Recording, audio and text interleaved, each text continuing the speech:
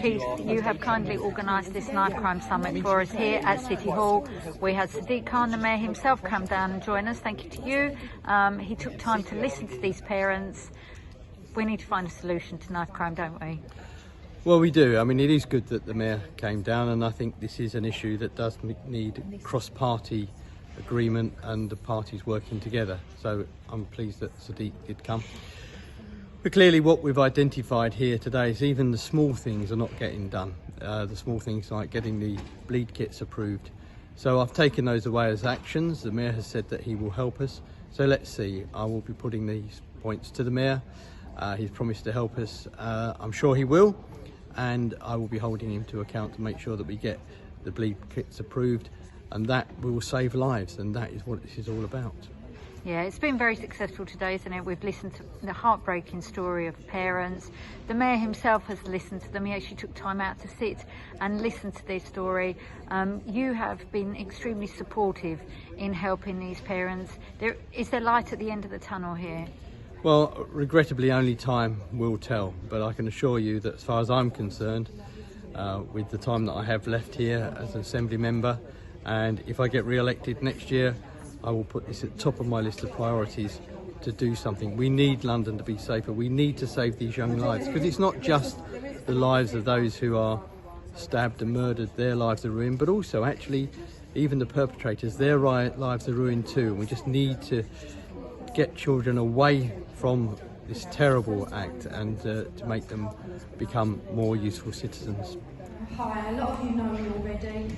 I've been campaigning for like 6 years, so most of you know my stories, but I will tell you basically in a few minutes what happened to my son, how horrific it was, and how I still live it every single day. Rick worked for Havering Council.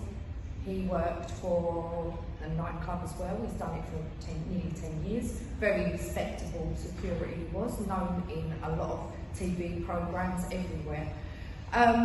One night some drug dealers came into the estate and thought they'd try and steal my young boy's moped.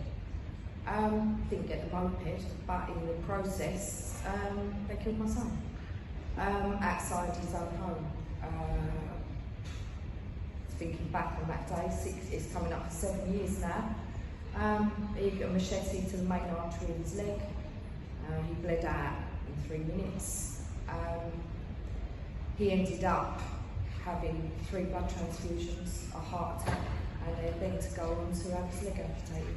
I as a mother had to actually say about make the decision. But at that point at the hospital, I didn't realise that I wasn't going to come home with my son. So that 2 minutes of making my mind up to amputate his leg, I thought his jobs were gone because most of them were active jobs. But I didn't realise that I couldn't come home with him. A few hours later, I was told that his brain started swelling. So not only has he gone through the catastrophic knife wound into his leg, he then had 3 blood transfusions, a heart attack, his leg amputated, and all from what? Someone that's roaming the streets, that still is, getting away with everything. Justice system in this country needs to change, and I've been fighting that for 6 years. I sat in the Old Bailey for 31 days, and I am ashamed to be British. What went on in that court was horrendous. As a parent, it cost me £4,000 to get backwards and forwards, knowing full well that I've not only lost my son, but I've also lost my house, lost my job, and I was grieving, holding the rest of the family together. In the process, I lost my mum, and the grief is still going on, 6, nearly 7 years later. No help from no one, but Fran, and thank you to Fran for organising it today, and all the other bereaved parents as well, and everyone that's here today, supporting us. You know, we do peaceful demonstrations. Do you really think it's about time we should do a few more demonstrations that will actually get us in the papers? Actually get us out there? Because at the moment, who's getting the limelight? Not us. Not us. All the climate people. Knife crime is just buried, basically. It's just like having a cold now. People don't care. You know, you talk about knife crime, it comes on telly every single day. People just turn the telly over. But who's watching the news? Who's watching TikTok? Who's watching the climate protesters? Everybody. So I'm here today. Thank you, Francisca. Talking about my son is long, but to make it shorter, knife crime affected many families. Knife crime changed people's life, siblings. It's hard, very difficult. The pain, you cannot explain it. We look beautiful from outside, inside we are dead. When someone kills your son, you die with your son. But you have to live by force. You don't have choice. I moved to this country in 1998. The reason I come here to give my son the best life, good life. His dream was to play football, to come in bigger, and to have many young people in Africa. But when I come to this country, they said to me, you cannot punish your child. You are not in Africa. In this country, we talk social services. That's what they said to me. I learned to talk. It was hard, but I learned. And they're telling me again, you cannot do this, you cannot do this. So I was not able to raise my son the way I want him to be. I raised him the way social services want me to raise him. But when my son died, they called him a gang. My education for my son, it was school, church, and lovely person. But the streets give me name, gang. My son was not a gang. But I didn't raise my son by myself. I raised my son with the social services, with the school. But when he died, he became a gang. The sad part, when my son died, his dream was to become a footballer, like Messi or Ronaldo. And sad, the dream just go off. My life changed. Right. After those two, I don't know, I've got quite an act to follow there, haven't I? So thank you, Keith, thank you, Fran, for today, thank you everyone for listening. We seem to accept knife crime now. It's the dumb thing that we're up in the morning and someone's either been murdered or been stabbed, and it's got to stop.